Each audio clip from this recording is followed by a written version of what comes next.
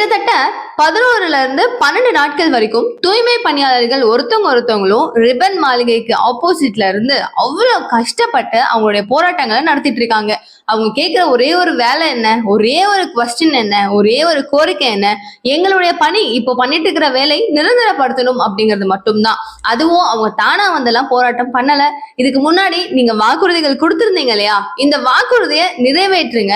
இப்பவே 4.25 வருடம் ஆயிடுச்சு. மீதம் எங்களுக்கு இருக்கிற வருடங்கள்ல எங்களுக்கான வேலை வாய்ப்புகளை கரெக்டா நீங்க நிரந்தரம் பண்ணுங்க அப்படிங்கிறாங்க. அதுவும் எந்த மாதிரியான ஒரு சுச்சுவேஷன் அப்படிங்கிறதும் உங்களுக்கு நான் தெளிவுபட சொல்றேன். ராம்கி அப்படிங்கிற இந்த ஒரு பிரைவேட் கார்பரேட் நிறுவனத்துக்கு இவங்க இந்த மக்கள் எல்லாரையும் லைக் இவங்களுக்கு கீழே நீங்க வேலை பார்க்கணும், கவர்மெண்ட்டுக்கு கீழே அப்படின்னு இருந்தவங்க இப்ப கார்பரேட் கம்பெனிக்கு கீழே நீங்க வேலை பார்க்கணும். சோ அவங்க வந்து இதுக்கப்புறம் உங்களுக்கு மொத்தத்தையும் பார்த்துப்பாங்க. டெண்டரை வந்து நாங்க பிரைவேட்டுக்கு மாத்துறோம் அப்படின்னு சொல்லி கவர்மெண்ட் எடுத்த அந்த ஒரு ஆக்ஷனுக்காக தான் இப்போ ரியாக்ஷன் நடந்துட்டு இருக்கு. சோ தெளிவா புரிஞ்சிருக்கும். இதுக்காக இப்போ நீதிபதிகள் அதாவது நீதிமன்றம் சைட்ல இருந்து என்ன அறிவிப்பு வந்திருக்கு அப்படிங்கிறதையும் சேர்த்து இன்க்ளூட் பண்றேன். அது மட்டும் இல்லாம உதயநிதி ஸ்டாலின் அவர்கள் சரியான நேரத்துல தப்பான ஒரு பதிவு போட்டு தேவையில்லாம மாட்டிக்கிட்டாரு. டீட்டெயிலா டெப்தா பேசுவோம். அனைவருக்கும் வணக்கம். நீங்க பார்த்துட்டு இருக்கிறது கல்கரை நியூஸ். என்ன தீபிகா. ஃபர்ஸ்ட் இப்போ முழுக்க தூய்மை பணியாளர்களுடைய டாபிக்கை பேசுறதுக்கு முன்னாடி உதயநிதி ஸ்டாலின் அவர்கள் போட்டிருக்கிற ஒரு ட்வீட்டை பத்தி பார்த்துருவோம். எல்லாரும் எதிர்பார்த்த ஒரு ட்வீட் அப்படின்னு சொல்லிட்டு பயங்கர ஃபேமா பேசப்படுது. ஸோ உங்களுக்குமே கேட்க ஆர்வமா இருக்கும் அப்படின்னு நான் நம்புறேன். இப்போ இவ்வளவு பிரச்சனைகள் போயிட்டு இருக்கு. தூய்மை பணியாளர்கள் தொடர் போராட்டம் சென்னையில நடத்திக்கிட்டே இருக்காங்க. இத போய் மு.க. ஸ்டாலின் அவர்கள் நம்மளுடைய முதலமைச்சர் அவர்கள் பார்த்தாரா, இல்லைன்னா வந்து உதயநிதி ஸ்டாலின் அவர்கள் அங்கேயே சென்னையிலேயே தான் இருக்காங்க, அவங்க பார்த்தாங்களா அப்படின்னு கேட்டீங்கன்னா சாதிச்சுட்டாங்க. இது வரைக்கும் பார்க்கல. ஆனா நீதிமன்றம் என்ன உத்தரவு கொடுத்திருக்காங்க தெரியுமா? இப்போ அவங்க இருக்கிற எல்லாரையுமே நிறைய பேரை வந்து டிராபிக்கை வந்து ஏற்படுத்துறாங்க, நிறைய வந்து நடந்துட்டு இருக்கு கசகசான்னு.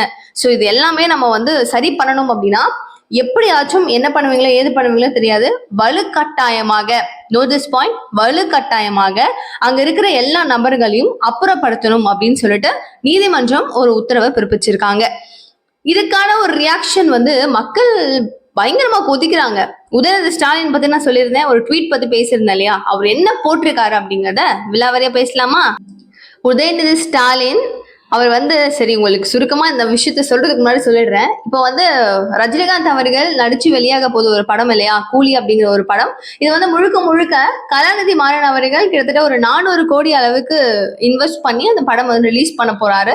ஸோ இந்த படத்தினுடைய வெற்றி எப்படி இருக்கும் அப்படிங்கிறது பல ரசிகர்களுக்கு இந்த படம் எப்படி இருக்குமோ அப்படிங்கிற ஒரு எதிர்பார்ப்புகள் அப்படிங்கிறது ஆப்வியஸா இருக்கும் தான். அது இல்ல ஏன் இருக்கு அப்படிங்கிற கேள்வியை நான் கேட்க வரல, ஆப்வியஸா இருக்கும் தான்.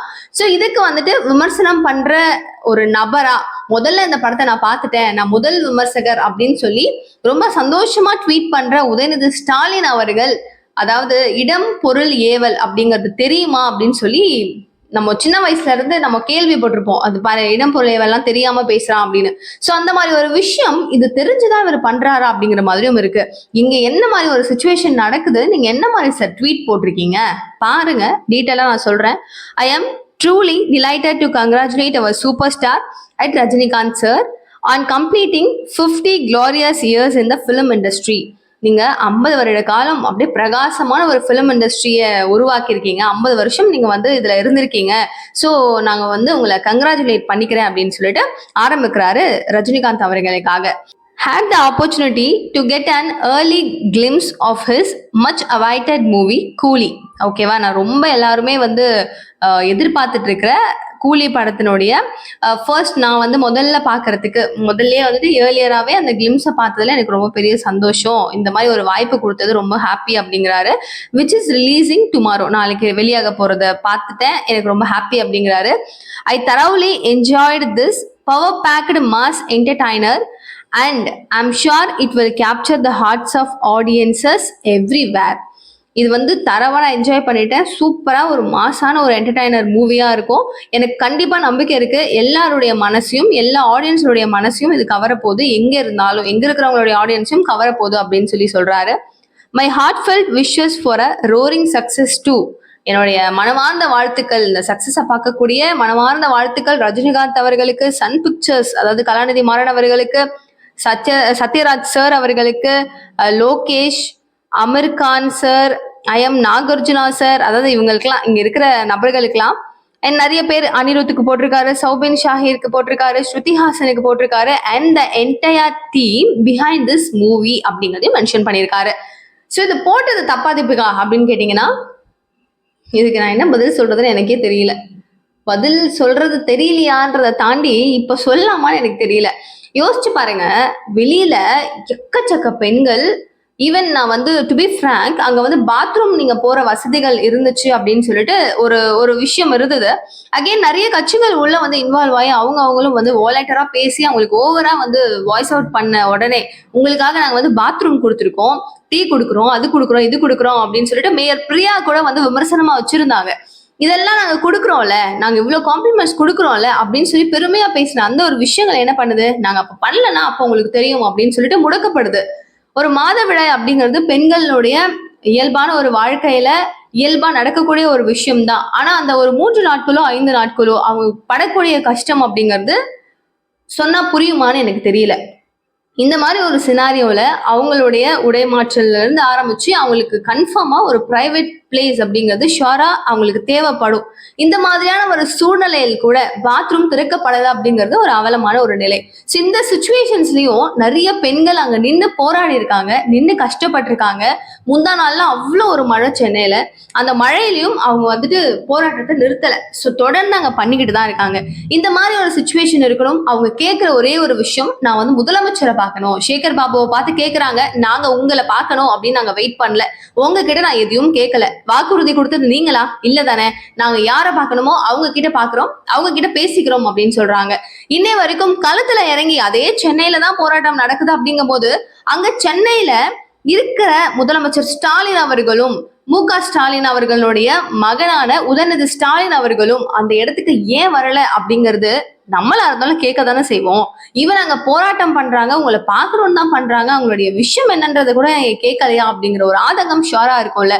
இந்த மாதிரி ஒரு சுச்சுவேஷன்ல இதனுடைய ஃபைனல் ரிசல்ட் என்ன அப்படின்னு தெரிஞ்சுக்கிறதுக்கு பல பேர், ஏன்னா அது வந்து ரொம்ப ஒரு ரொம்ப ரொம்ப இம்பார்ட்டன்டான ஒரு பிளேஸ் அது, கரெக்டா? ஸோ சென்னையில ரிப்பன் பில்டிங் அப்படிங்கிறது ரொம்ப முக்கியமான ஒரு இடம்.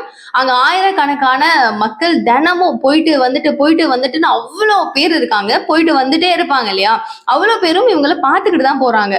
அப்போ தினமும் அவங்க பார்த்துட்டு போறவங்களுக்கான ஒரு மனநிலை எப்படி இருக்குன்னு யோசிச்சு பாருங்க. அவங்க என்ன நினைப்பாங்க, ஐயோ இவங்க இன்னும் போராட்டம் பண்றாங்க, இன்னும் வந்து நம்மளுடைய முதலமைச்சர் அவர்கள் பார்க்கலையோ, இல்ல என்ன அவங்களுக்கான ஸ்டெப்ஸ் எடுக்கலையோ அப்படிங்கிற ஒரு தோணல் இருக்கும் இல்லையா? சோ ஃபைனல் ஸ்டேட் வரைக்கும் எல்லாருமே எதிர்பார்த்துட்டு இருக்கோம். இந்த மாதிரியான ஒரு சூழல்ல அவரு தெரிஞ்சோ தெரியாமையோ இந்த மாதிரி கிட்டத்தட்ட 2 மணி நேரம் 49 நிமிடம் இந்த படம், இவ்வளவு நேரம் டைம் ஸ்பெண்ட் பண்ணி இந்த கூலி படத்தை பார்த்துட்டு ஒரு ரிவ்யூ கொடுக்க முடியும் அப்படிங்கிற உதயநிதி ஸ்டாலின் அவர்கள் ஒரு 10 நிமிஷம் 20 நிமிஷம் ஒரு அரை மணி நேரம் அங்க இருக்கிற கஷ்டப்பட்டு இருக்க மக்களை ஏன் பார்வையிட வரல அப்படிங்கிறது ஒரு மிகப்பெரிய ஒரு கேள்வியா சர்ச்சைக்குரிய விஷயமாவும் மாறி இருக்கு. அண்ட் இப்போதைக்கு உதயநிதி ஸ்டாலின் அவர்கள் சென்னையில தான் இருக்காரு.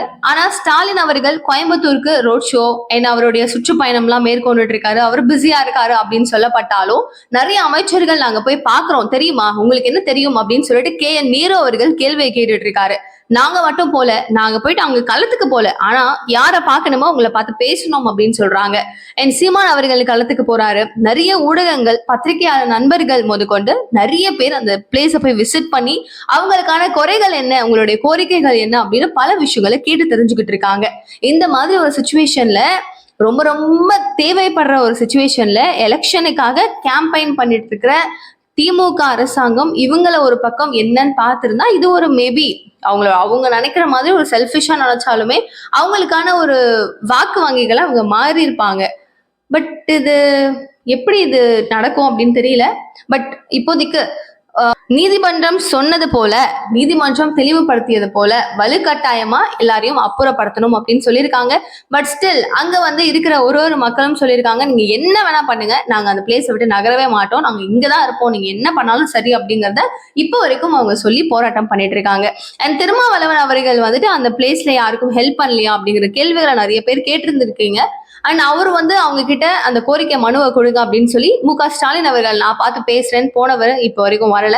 இப்போ அவர் போட்டுட்டு இருக்கிற விமர்சனம் என்ன அப்படின்னா, கவின் அவர்களுடைய கொலைக்கு அப்புறம் நேர்ல போயிட்டு விஜய் அவர்கள் பார்த்தாரா? இதற்கான ஏதாவது ஒரு அறிக்கையை வெளியே விட்டாரா? அவரெல்லாம் அரசியல் தலைவராங்கிற மாதிரி கேள்வி கேட்கிறாரு.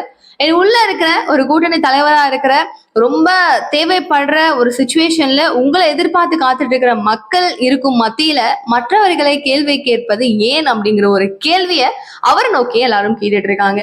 சோ இந்த மாதிரி நிறைய விஷயங்கள் நாட்டுல நடந்துட்டு இருக்கு. ரொம்ப ரொம்ப முக்கியமான விஷயங்கள், எல்லாருக்கும் தேவைப்படுற விஷயங்களாவே நடந்துட்டு இருக்கு. பட் இதற்கான பதில் என்ன அப்படிங்கிறது தான் வெயிட் பண்றோம். கூடிய விரைவில் ஒரு நல்ல முடிவை அவங்க எடுப்பாங்க, அரசாங்கம் நல்ல முடிவை எடுக்கும் அப்படிங்கிற ஒரு நம்பிக்கையில எல்லாரும் இருக்கோம். என்ன நடக்குது அப்படிங்கறத பார்ப்போம். நீங்க என்ன நினைக்கிறீங்க இந்த இஷ்யூ பத்தி அப்படிங்கறத ப்ளீஸ் கமெண்ட் பாக்ஸ்ல சொல்லுங்க. நிறைய விஷயங்கள் பேசலாம். நிகழ்கால நிகழ்வுகள் ஒன்னு கூட நீங்க தெரிஞ்சுக்கிறதுக்கு சேனலை சப்ஸ்கிரைப் பண்ணிக்கோங்க. தேங்க்யூ சோ மச் ஃபார் வாட்சிங் திஸ் வீடியோ. பாய்.